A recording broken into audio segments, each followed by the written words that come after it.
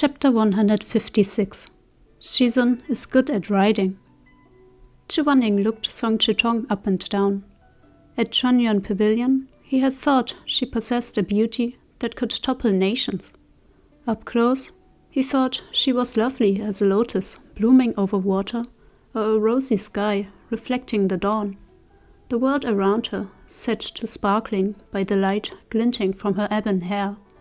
Her beauty was without compare. No wonder Nangongzi was taken with her. Chuaning stole a glance at Moran to catch his reaction. He didn't expect, the moment he looked over, to find Moran gazing back at him. Moran hadn't been looking at Song Chitong at all. Nangongzi might as well have been standing next to empty air. Instead, Moran had been staring at Chuaning all this time. Eyes met eyes, and Moran smiled warmly. Chuaning felt himself go weak under Moran's gaze, but insisted on maintaining his unaffected expression. He and Moran looked at each other for a fleeting instant, before Chuaning turned his face aside with as much dignity as possible. "We keep lots of favors at Moon Whistle Fields. Now Bai Jin is the most fearless of them, and also my favorite." Nangongzi led the group to the middle of the empty field and blew 3 shrill whistles on the jade flute he kept at his waist. There was a moment of silence. Then a fierce wind whipped out from the dense forest, white light and inky shadow whirling like a tornado. In the blink of an eye, a fey wolf with a shimmering coat and golden claws leapt out of empty air, body curving into a sinuous arc. Silhouetted against that pale winter sun, the beast howled before alighting upon the ground. It drew to a halt just before Nangongzi and let out a sharp bark. Nangongzi stepped forward to stroke the soft fluffy ruff on Nambao Jin's neck, then turned and grinned at Chuaning. "Zongshe, look, he's gotten so big. He was a tiny pup when you left." "When I left, he was already the height of a full-grown man," Chuaning said expressionlessly. "Really? I always thought he was really small, like a puppy." Chuaning eyed him doubtfully. "Zongshe, why don't you take him for a ride?" Nangongzi blew into the flute again, summoning 2 more snow-white fey wolves from the forest. "What, Zongshe, wanna try too?" The 3 of them climbed onto the backs of their fey wolves. "Hold on tight to the reins or the scruffs, and make sure to keep your legs tucked in," Nangongzi advised. "It's much like riding a horse." He bent down to offer a hand to Song Chitong. "Chitong, you come up with me." Chuaning had thought he wouldn't know how to ride the fey wolf, but after a few moments on the wolf's back, he found that it wasn't terribly difficult. Fey wolves were highly intelligent and sensitive to their rider's intentions. They were in truth easier to ride than an average horse. "How do you find it?" Nangongzi asked with a smile. "Shall we take a lap?" "Are we allowed to go anywhere?" "Of course. You can run your wolves anywhere in the forest behind the mountain or Moon Whistle Fields." Moran grinned. "Are you proposing a race?" Chuaning looked over at Nangongzi, sitting astride his fey wolf with Song Chitong behind him. Perhaps, he thought, this was a perfect opportunity for the young couple to bond. He gladly agreed. "Let's do it." Nangongzi cheerfully unclasped a bracelet of spiritual stones from his wrist. "How about this? We make for Gangkwang Lake on the north edge of the forest and catch 5 groupers from the lake. The first to return to this spot with their catch is the winner, and this bracelet will be the prize. What do you say?" "A bracelet of September Star spiritual stones? Nangongongzi is too generous by far. 1,000 gold couldn't buy me a good cheer." Nangongzi took up the reins and tilted his head to instruct Song Chitong. "Make sure you hold on tight to keep from falling. Just let me know if we're going too fast." Moran shot a glance at Song Chitong and said with a small smile, "Perhaps Nangongongzi should just give his bracelet away now and save the effort." "Ha! Don't underestimate me. I grew up on wolfback. A passenger is nothing. Even a second one wouldn't make a difference. Let's go. On the count of 3. 1, 2, 3. 3 snow-white streaks darted toward the forest like arrows, clearing moon-whistle fields in a trice. They leapt into the hunting grounds and vanished into the depths of the woods. At first, Chuaning kept pace behind Nangongzi and Song Chitong, but his ears began to ache under the onslaught of Song Chitong's high-pitched screams.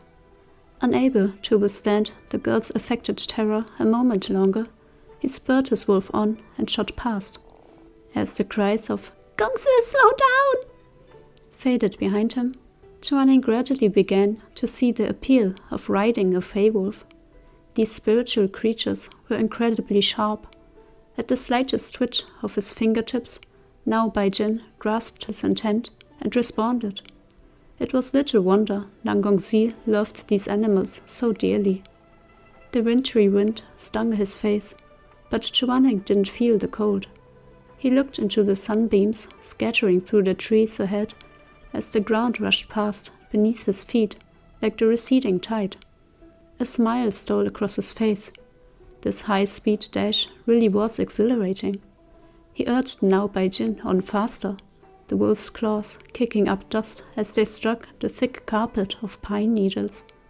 Behind him, Moran was perched atop a black-clawed wolf. He had tailed Chuaning closely the whole ride. An indescribable comfort and contentment welled in Chuaning's breast. He was struck by the hazy feeling that, finally, there was someone who would always follow close, footsteps echoing unceasingly, someone who would follow him no matter how far he ran, and no matter what floods he willfully forded into. Chuaning and Moran reached Gangkuang Lake at nearly the same time. The jade-green lake was clear as a mirror, its waters rippling with spiritual energy that nourished the shores and sheltered the flowering and fruiting trees from the turn of the seasons. Even now, in the dead of winter, the tangerine trees here flourished. The emerald leaves hid countless golden fruits, the sweet scent of citrus diffusing on the wind. Chuaning deftly dismounted and looked around. What a wonderful place. Leading the black-clawed fey wolf, Moran came nearer and smiled. If Shizun likes it, we can plant lots of fruit trees when we get back to Xisheng Peak. We'll support them with spiritual energy year-round, so you can eat fruit whenever you want. Chuaning gave a non-committal snort. He strode to the shore of the lake and summoned Tianwen. Moran, finding this strange, stopped him at once. What are you doing? Catching fish. Moran eyed him dubiously. Surely Shizun isn't gonna cast wind and snatch all the fish out of the lake? Where do you get these ideas? Chuaning glared at him. He tossed the golden wine upon the surface of the lake and said mildly, Which of you tire of living? If you are willing, come to the hook. After repeating this refrain thrice, Chuaning recalled Tianwen. The shining golden leaves indeed bore a few big-head carp with nothing left to live for. Bubbles leaked from their mouths as their white, puffy eyes rolled up to stare at the sky. Chuaning looked over his catch, then turned to Moran. Did he say he wanted groupers? Chuaning hesitated. Do you know what groupers look like? He considered that this question might still be too roundabout, so he brought Tianwen over to Moran and held up the fish he'd caught. Have I got any here? How about I catch some for Shizun? Moran swiftly caught 10 fish and split them between the jiankon pouches around the two fey wolves' necks. Chuaning lowered the despondent fish he'd caught back into the water. Life is but a short period of suffering, he said softly as he let them go. I must trouble your eminences to endure a while longer. Moran, listening, found this man both incredibly silly and cute. After he had safely stowed the last grouper, he turned and caught sight of Chuaning walking up the bank from the edge of the frigid jade-green pool. The lake waters rippled behind him, blurring the edges of his white silhouette. A violent impulse suddenly surged within Moran's heart. He wanted to stride over and gather Chuaning into his arms. He wanted to hold him close, to caress him with utmost gentleness. Yet he also wanted to crush him to pieces, to drag him into the tangerine grove, press him against a tree, lift his legs, and ferociously invade his body. As he watched Chuaning approach, he was startled by how contradictory, how intense this longing was. Both his softest and most vicious desires were destined to be aroused by Chuaning. Love or love, wasn't it just like this? Unyielding and hot was the fierce blade that pierced one's burning chest. Gentle and warm, the tenderness that embraced one like spring water. Chuaning missed the turbulence in Moran's eyes as he drew closer to examine the jiankon pouch around Nao Baijin's neck. "Nangongsi is really something," he said, "riding so slowly just because he's got a girl with him." Moran felt rather feverish. As Chuaning lowered his head, Moran stared wolfishly at the fair skin of his exposed neck. Heat stirred in his belly, and he muttered thoughtlessly, "Maybe they're doing something else." Chuaning froze. Doing what? Only then did Moran realize what had slipped out. He coughed and turned aside. "Nothing." But Chuaning caught the implication. His eyes flew wide, then narrowed dangerously in aggravation. "What the hell are you thinking? Get back on the horse. Let's go." Moran opened his mouth to say, "It's not a horse, it's a wolf." But when he saw Chuaning's baleful expression and the flushed tips of his ears, he swallowed his words. Watching Chuaning reach up and mount Nao Baijin in one swift motion, the picture of unmatched refinement and beauty, Moran felt almost rueful.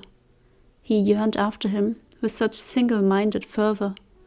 Wouldn't it be perfect if Chuaning were his? He thought. He'd fuck all the strength out of this man's body. Chuaning wouldn't be able to mount any horse or wolf. He'd only be able to collapse into Moran's arms. This idea was too outrageous, too heinous. Moran unconsciously shook his head. Chuaning caught the movement. "What?" he snapped. "Why are you shaking your head? Don't tell me you think I'm wrong to reprimand you." No, Shizun's instruction is always correct. I was thinking too much." But I wasn't thinking about Nangongsi and Song Chitong doing any of that ridiculousness. The person I was thinking of was you. Moran had another thought. Wouldn't it be great if he could break Nao Baijin's legs?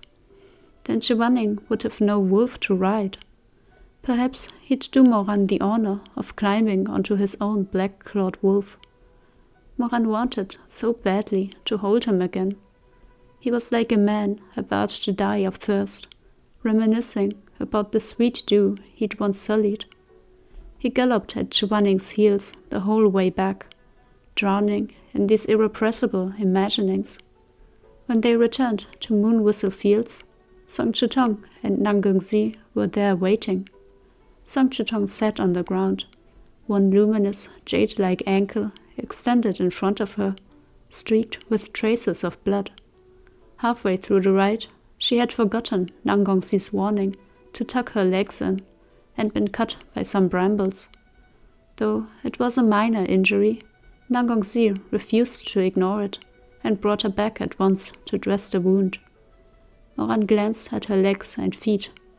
Those feet were objectively pleasing to the eye, but they couldn't compare to Chuaning's. How pathetic it was that he had really liked Song Chitong's feet in his past life. He must have been blind. These days, he felt that every aspect of Chuaning was wonderful, no matter where he looked. Even those unforgiving, scornful, coldly glinting eyes now simply felt proud and distinctive, just the way Chuaning ought to be. He was just so handsome, too damn handsome. So handsome that even being subjected to Chuaning's glares, reprimands, and eye rolls left Moran ecstatic in the face of such beauty. I willingly made a bet, so I willingly accept the loss. Nangongzi forthrightly passed the bracelet, worth 1,000 gold, over to Chuaning. This is for Zongshe. Chuaning peered at the trinket. Septimal star spiritual stones are excellent for nurturing the spiritual core. It's precisely what I need. Thank you very much. Irked, Moran muttered. I'll get you something even better next time. What? Chuaning hand caught Moran's words and turned to look at him. Moran gazed into those phoenix eyes, so close he could see his own face reflected in Chuaning's pupils. The two of them were near enough to practically blur into one. That tight feeling in Moran's chest abated slightly as he grinned. I said, when I see something better for Shizun, I'll buy it for you. Okay. Chuaning's blunt assent made Moran even more gleeful. He cast a petty glance at Nangongzi. Of course, Nangongzi was completely oblivious, but this didn't stop Moran from pitting himself against Rufeng's young master. Bursting with self-satisfaction, he wanted to crow to Nangongzi. Shizun responds to your gift with such a courteous thank you very much, but not with me. You see, we're so close, there's no need for him to be polite. Chuaning continued. Remember to get a receipt from the seller, and I'll pay you back when I get the chance. Moran, internally crowing, screeched to an unceremoniously halt. Nangongzi retrieved the 10 freshwater groupers from the jiankan pouches and brought everyone to a little wooden hut on the fringes of Moonwhistle Fields. Outside was a stove covered in soot, complete with an assortment of pots and utensils. The wooden hut looked dilapidated, especially in contrast to the magnificent expanse of the grassy field, as if they were from 2 different eras. Chuaning trailed his fingertips along the fence until he reached a yak hair flag tied to a post. The flag seemed to have endured the elements for many years.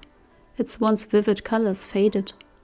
Nangongzi was collecting seasonings from the wooden hut when he saw Chuaning stop to examine the flag. I tied that here the year Zongshe left, he said with a smile. It's practically rotted away by now. Chuaning sighed softly and sat on a low stool carved from a tree stump. Nangongzi had been a small child when Chuaning served Rufeng's sect. Back then, Chuaning had often taken the boy on walks around Moonwhistle Fields, on which they'd stopped by this hunting shack. A fire soon roared to life. They roasted the groupers on fruit tree branches, the rich juices emitting a mouth-watering aroma as they dripped from the crisp, seared skin into the flames. Nangongzi tossed 6 of the fish to the fey wolves lying beside the wooden fence. He sprinkled the remaining 4 with salt and handed them out, 1 to each person. Songchitong ate only a few bites before passing hers to Nangongzi, who'd already devoured an entire plump fish all by himself. I won't be able to finish it. Gongzi, please have the rest. Chuaning watched Nangongzi take the roasted fish and happily polish off a second helping. This Songchitong seemed gentle and deferential, he thought. A considerate person, nothing like the scarlet woman rumors made her out to be.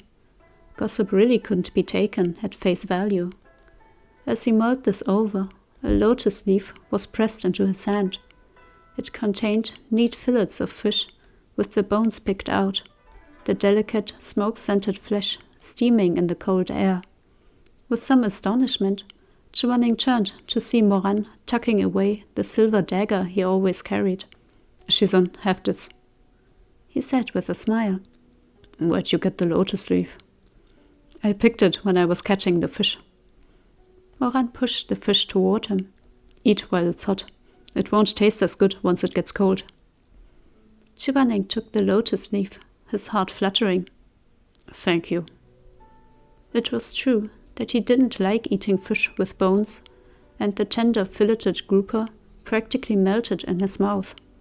Chuaning ate bite after bite, yet never found it too heavy. By the time he finished, The tea hanging over the fire had come to a boil. Song Chitong rose to take the iron teapot off and poured everyone a cup.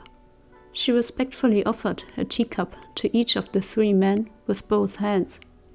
Chutsongche, please have some tea.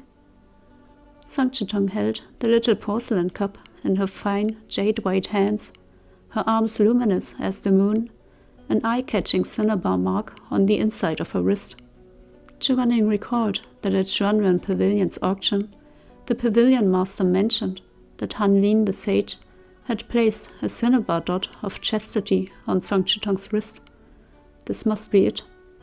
If the mark yet remained, all talk of Song Chitong's affair with Ye Wangxi was bound to be nonsense. Chuaning breathed a quiet sigh of relief.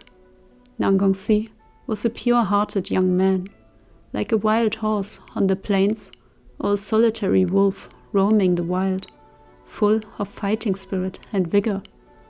Chuaning thought well of people like him. He didn't want Nang Gongxi to make a bad match. Song Chitong had made her way over to Moran to offer him tea. He accepted the cup, but put it aside without taking a sip. "Miss Song, I have something I'd like to give you," he said with a slight smile.